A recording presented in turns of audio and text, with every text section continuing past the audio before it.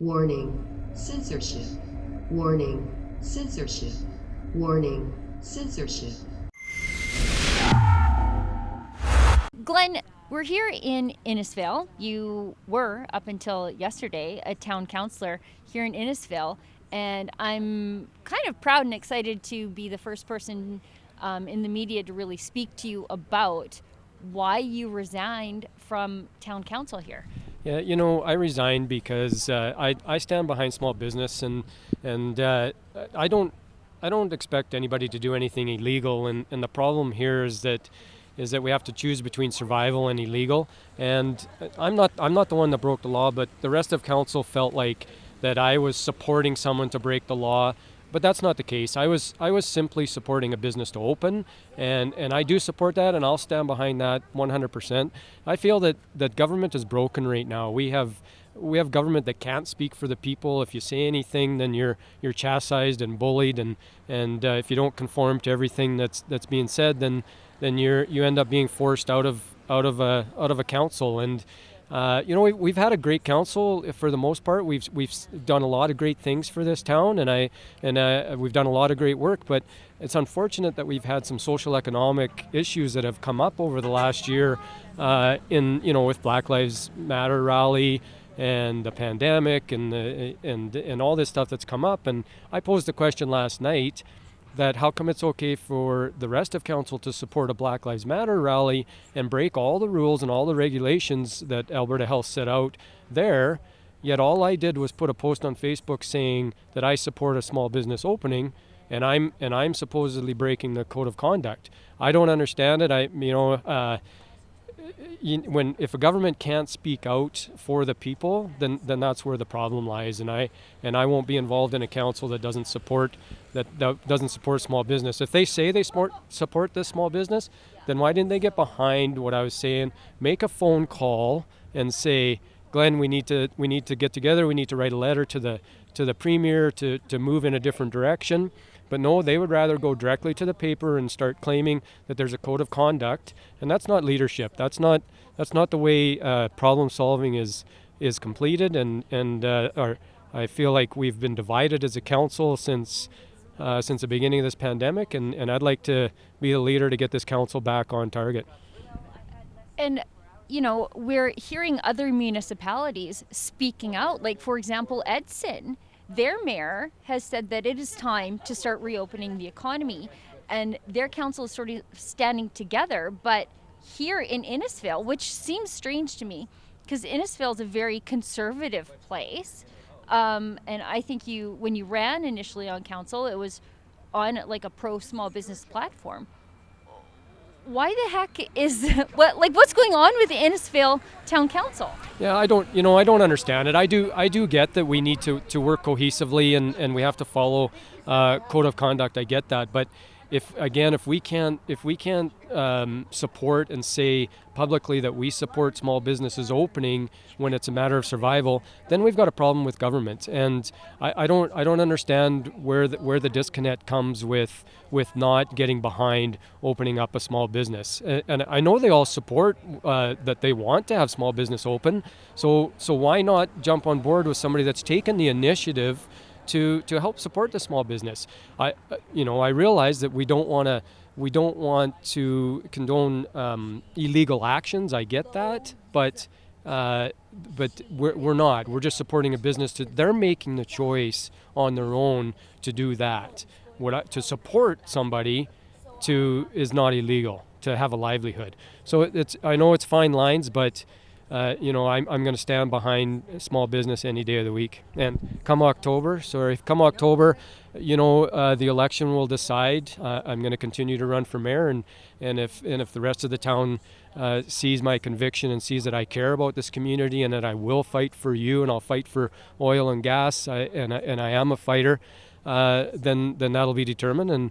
And if I'm not successful, then I guess the people have spoken. Our court and jury is the election. Now, today we're here at Blades to Fades, and that's, I guess, what the dispute with town council grew out of, was your support for this small business. let's look a little bit beyond what's happening in Innisfail. You've been a strong advocate for small businesses. Why do you think the provincial government is still so strong on these small business closures? I don't really know. You can have a lot of speculation about what Premier Kenny's doing, and I feel he's actually posturing himself for the big job in Ottawa, and he's pandering to Ontario into the popularity of Doug Ford, and that Another successful successful haircut. Be safe. And he's not. Alberta are hardworking people. You just saw this gentleman come out of the hairdressing salon wearing a mask. They're taking all the precautions. They're working safely. She's gonna screen this next guy coming in. They're doing everything. They're following the rules. There's 0 cases in hairdressing salons. These people have to survive. They have to live. And what people also don't understand, this building, it's got 3 businesses in it. The guy that owns it, I know him personally, and if they move out, he's lost a tenant, and then what happens? He can't find anybody to go in there, so then maybe he loses his building, and we're in a big turmoil if we continue to go down this hole. So I really need people to understand that that there's a huge trickle-down effect with small business. If one business loses, then everybody loses, and they can't put food on the table, and it's very important to keep these small businesses rolling, and they're taking the precautions to do so. Now, let's talk about some of your other advocacy.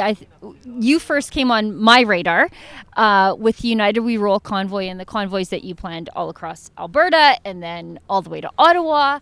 And now we have, or we're poised to have, I guess, a pretty anti-fossil fuel president in the White House should Joe Biden be inaugurated next week. What do you think that means for us here in Alberta? It's terrible. Actually, if people realized having Joe Biden in the States would actually help our oil and gas in Canada, because he's against fracking, and Biden would shut down a lot of the oil and gas, and our supply would go up.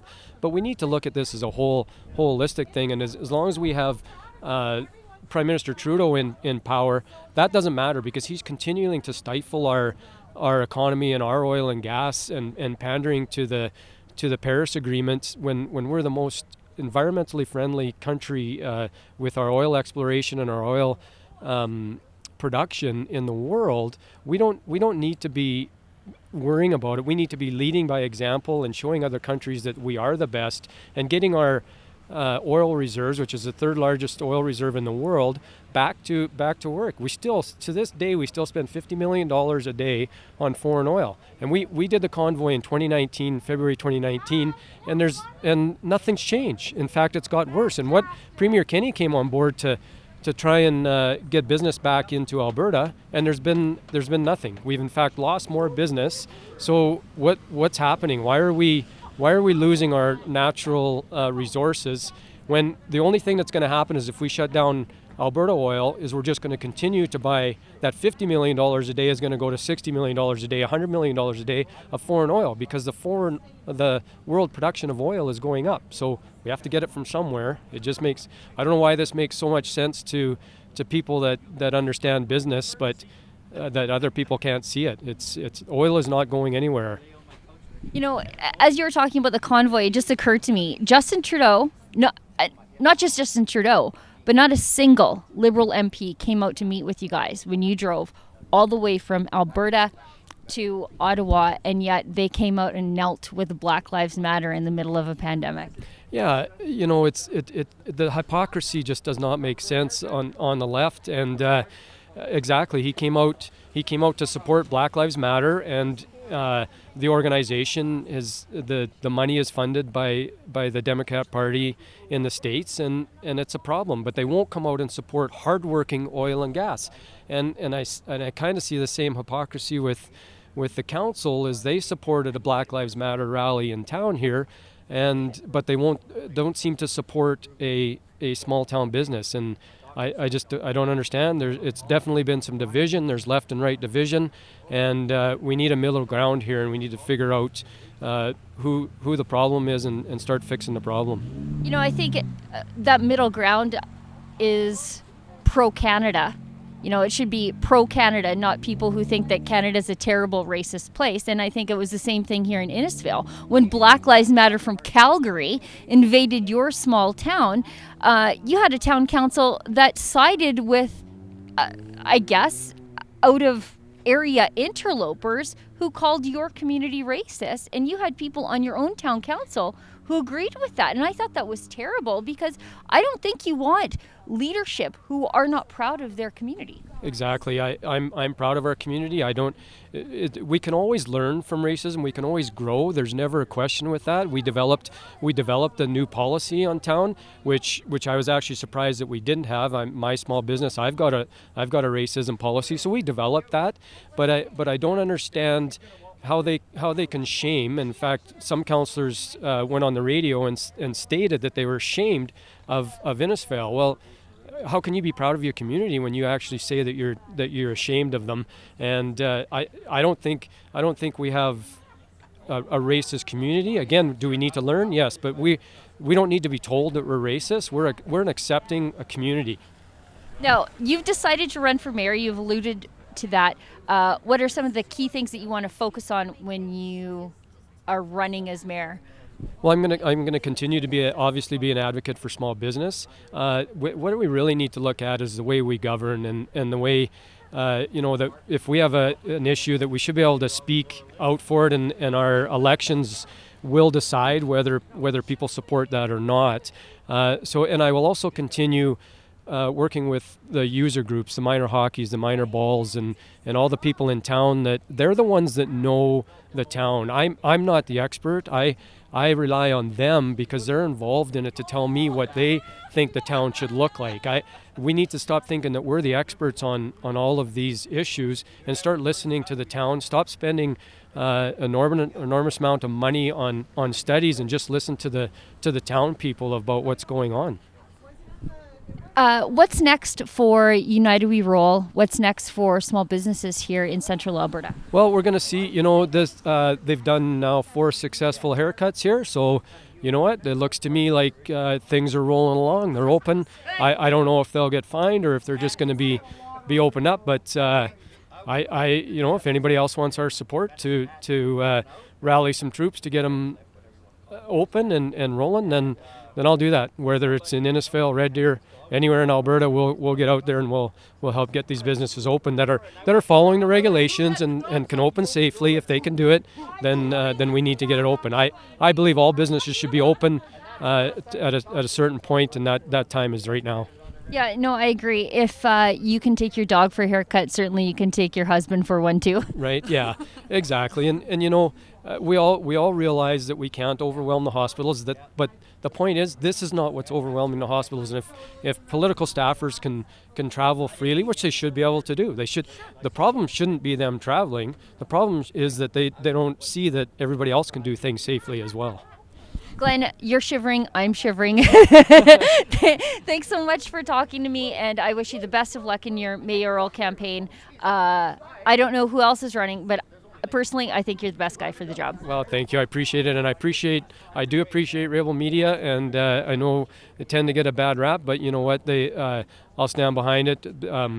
Mainstream media is continually telling mistruths, and Rebel Media tells it like it is, and I love it. Thanks, Glen. Thank you.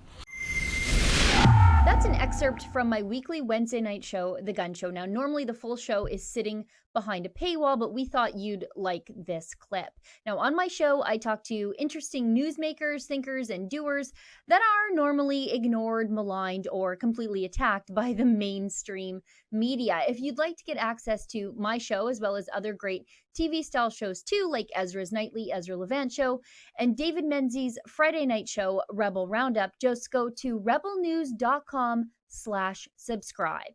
That's rebelnews.com/subscribe.